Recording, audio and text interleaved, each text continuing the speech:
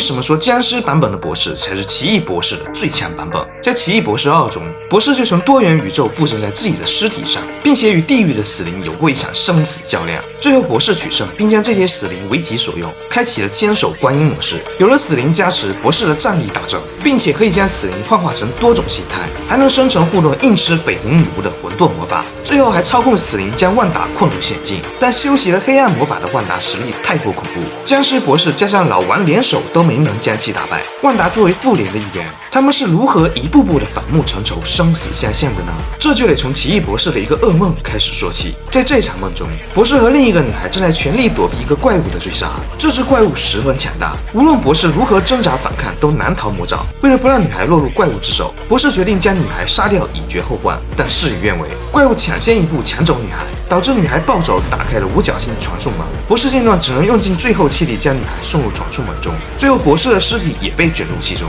整个场景无比真实。从睡梦中醒来的博士被惊得满头大汗，好在这只是一场噩梦。起床后，博士一番精心打扮，今天可是个特殊的日子，他深爱的前女友克里斯汀就要和别人结婚了。随着婚乐的响起，博士看着身披婚纱的克里斯汀，心中百感交集，因为他不想将心上人卷入宇宙级别的战争之中，所以只能选择退出情场，默默守护。突然间，远处传来的骚乱声让他顿感不安。按照多年的经验判断，此刻必有祸事发生。于是他飞身跃起，披上斗篷，顺势换上魔法套装。看到街上莫名出现的眼魔，让他大吃一惊。其怀中死死缠绕的大巴更是让他顿感疑惑，果然内部另有玄机。他用斗篷将女孩救下，这才惊奇地发现，这居然就是那个梦中出现的女孩。愣神之际，眼魔发动突袭，将博士当场拍晕。就在女孩落入魔爪之时，老王及时赶到，才将女孩救下。此时的老王已经成为至尊法师，其战力不容小觑，但在眼魔面前依旧难敌。最后还是苏醒后的博士发现眼魔眼睛大的弱点，这才成功将其送走，解决了这次危机。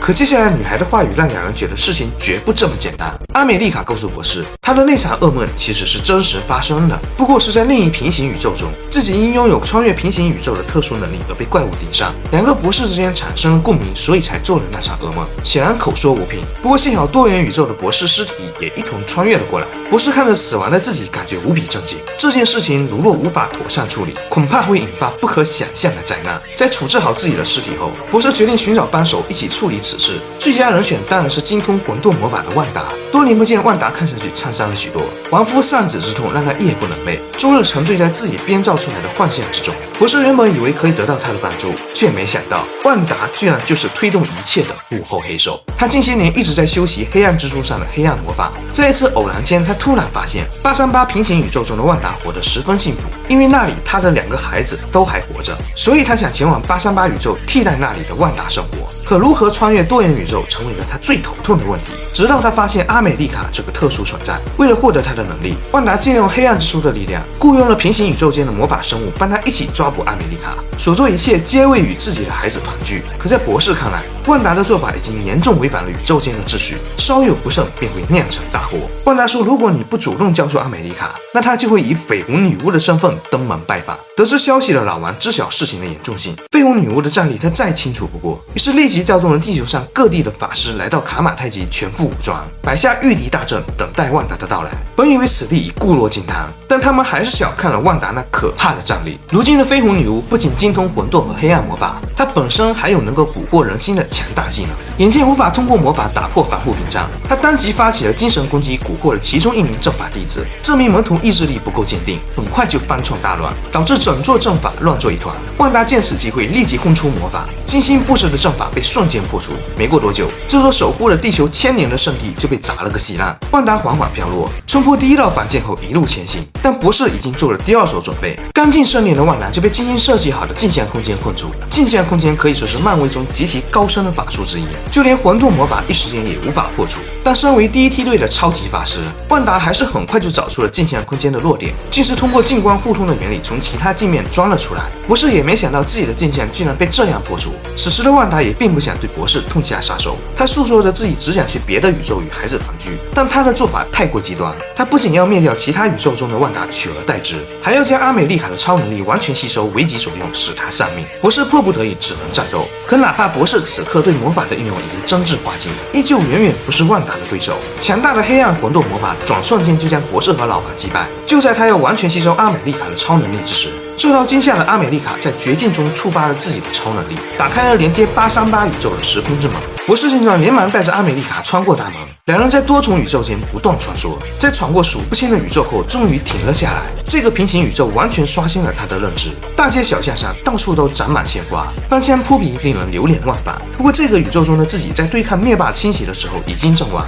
就在这时，雕像后方出现了一道熟悉的人影，正是昔日与自己联手对抗多玛姆的默杜。在第一部中，默杜因古一吸收黑暗能量信仰崩塌，离开了法师协会，之后便处处与博士作对，要消灭一切法师。而在这个宇宙中的默杜看起来与博士私交甚好，默杜也没介意博士是从别的宇宙过来，还耐心为其解答关于维山地之书的相关信息。维山地之书是黑暗之书的克星，里面记载着世上最强大的已知白魔法和梵语魔法，只有得到它才能对抗万达，也是现在博士迫切想要得到的东西。可还没问两句，博士和阿美丽卡就两眼一黑昏了过去。再度苏醒之时，博士两人已经被关进了特制的水晶牢笼，并且手上戴着镣铐，还能限制他使用魔法。更没想到的是，看守他们的竟是这个宇宙中的克里斯汀。经过一番短暂交谈，博士发现这个宇宙对多元宇宙的了解非常充足，甚至为每个宇宙打上了编码。而且这个宇宙并不存在复仇者联盟，取而代之的是一个更为强大的关照会。奥创大军是关照会的看门小弟，美国队长变成了端庄美丽的卡特，惊奇队长变成了兰博上校，异族中最强大的黑蝠王居然也位列其中。副会长是神奇四侠中的路飞，而会长则是 X 战警中的查尔斯博士。从他们口中得知，其实这个宇宙中的奇异博士并非是在对抗灭霸时英勇牺牲，而是为了对抗灭霸修习了黑暗之书的黑暗魔法。虽然击败了灭霸，但他的心智已被黑暗侵蚀，最后被他们联手处决。所以在他们眼中，奇异博士才是威胁最大的存在。虽然博士是从主宇宙过来的，但同样修习魔法的他有着同样的威胁等级，所以现在要投票表决是否将他也抹除。与此同时，绯红女巫正借助黑暗之书的力量施展梦行术，梦行术是能够将自己的意识附身在其他宇宙中的自己，从而达到伪穿梭的行为。很快他就将目标锁定838宇宙中的万达。此时这个宇宙中的万达正与孩子们幸福的打闹，他再也无法压抑内心中的渴望，于是再也顾不上梦行术所带来的风险，施展禁术桥接自己的意识。一时间838宇宙中的万达突然感觉到阴风四座，眼前更是出现了灵异现象。再抬头，自己的意识就被主宇宙中的万达替代。看着眼前还健在的孩子，万达热泪盈眶，幸福已经触手可得。可就在这时，主宇宙中一名从废墟中爬出来的法师趁万达正在施法，直接抢过黑暗之书，并用匕首将其毁去。没了黑暗之书的加持，万达的魔法被瞬间破除，意识回归本体。而黑暗之书被摧毁，爆发出巨大能量，也将摧毁者化为灰烬。没有了黑暗之书的帮助，万达别说找到阿美丽卡，就连施展梦行术见孩子一面都成了奢望。不甘心的万达将目光投向一旁的至尊法师老王，试图从他口中得到解决办法。为此，他不惜折磨在废墟中奄奄一息的众多法师，来让老王妥协。这招也的确管用。老王迫于无奈，只好道出了至尊法师才知道的隐秘。这本黑暗之书其实是一本拓本，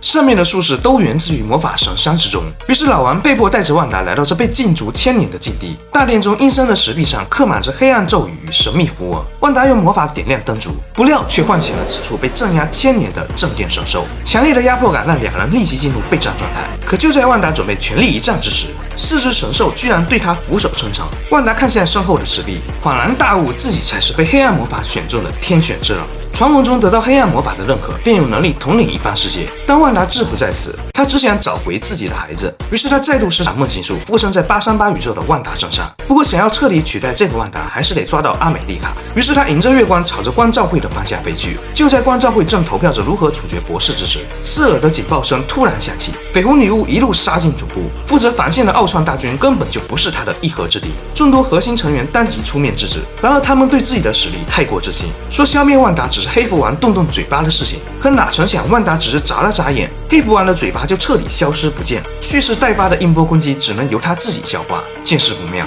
路飞当即就要出手制止，却被万达随手一招魔法给撕成了胶条。事发太过突然，卡特和金队这才反应过来，联手对敌。他们从不同方向夹击万达，有了金队的参与，这才与万达有了一战之力。卡特在一旁见机行动，他瞅准时机丢出盾牌予以重击，没想到丢掉的却是自己的生命。万达一个反手就将卡特一分为二，眼看队友一个个饮恨西北，金队开始爆发洪荒之力，强大的能量在空中碰撞。可即便如金队这般拥有摧毁太阳的庞大力量，与万达相拼也是尽落下风。见此情形，还有余力的万达超乎魔法扯下一旁的雕像，耗尽能量的金队也就此唏嘘。谁又能想到，仅凭女巫一人就将关照会杀得天宽地暗，事情远未结束。闻讯赶来的 X 教授当即就发动了精神攻击，可强如 X 教授也只是一个照面就被万达秒杀。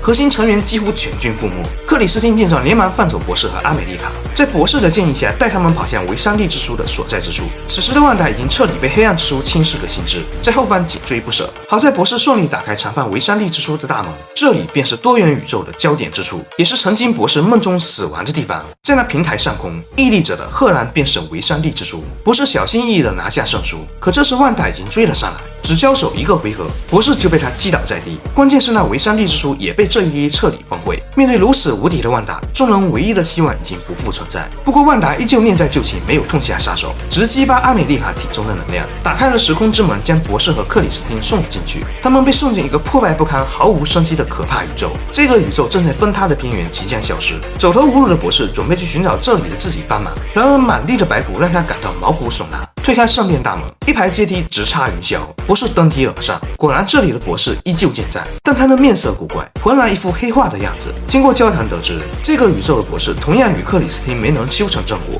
性情大变之下，居然修习了黑暗之书的魔法，四处屠杀其他宇宙中幸福的自己，因此破坏了宇宙的平衡，把这个宇宙推入了崩塌的边缘。显然，一场大战在所难免。他们各自催动最强的魔法，要将对方毁灭。战斗当中，黑博士的黑暗之书不慎掉落，不过修习了黑暗魔法的黑博士明显战力更胜一筹，博士很快就落入下风，即将战败。但成也黑书，败也黑书。黑博士在对波时还分心去捡黑暗之书，也就是这个间隙被博士找到机会打破平衡，坠落下楼的黑博士直接被导演杀死，博士也因此免费得到了一本黑暗之书。与此同时，回到主宇宙的万达已经开始汲取阿美丽卡的超能力，时间万分紧迫，博士也只能利用黑暗之书上的梦行术来进行附身，阻止万达。但这个术士只能附身在其他宇宙中的自己，博士又该如何梦回主宇宙？别忘了，当时阿美丽卡可是将其他宇宙的奇异博士尸体带到了主宇宙，虽然附身亡躯有被亡灵吞噬的风险，但现在已经顾不上那么多了，这才有了僵尸版本的博士诞生。哪成想僵尸博士刚刚穿梭到魔法圣山，死灵的反噬就开始发作，但这些死灵无法吞噬博士那强大的精神意志，最终全部被博士收为己用。有了死灵加持，僵尸博士的战力大幅增长，甚至能够将死灵群化为翅膀在空中飞行，抬手之间就将护殿神兽推落山崖，救了老王一命。万达见来者不善，立即施展魔法反击，没曾想博士竟操控死灵将他的混沌黑暗魔法尽数吸收，转而又操控死灵将其牢牢困住。万达第一次露出惊恐的神情。就在此时，老王从半山腰爬回大殿，博士见状立即将万达甩到他的身前。老王施展高阶劳动之术将万达死死困住，可即便如此也无法坚持太久。现在唯一的希望就是借助阿美丽卡的能力将万达放逐，但阿美丽卡表示自己没办法自主掌控能力，张开时空之门。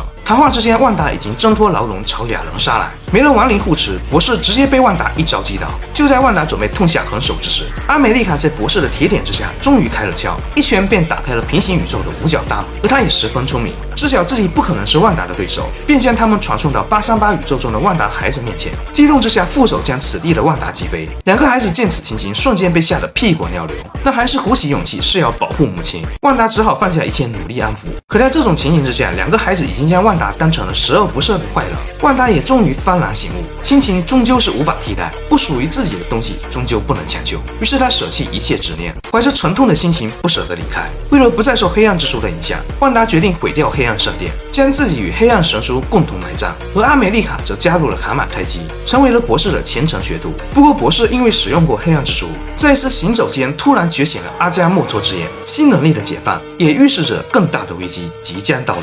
彩蛋中，博士的正牌老婆克莉登场，身为多玛姆的侄女，她与博士之间的故事肯定会更加精彩。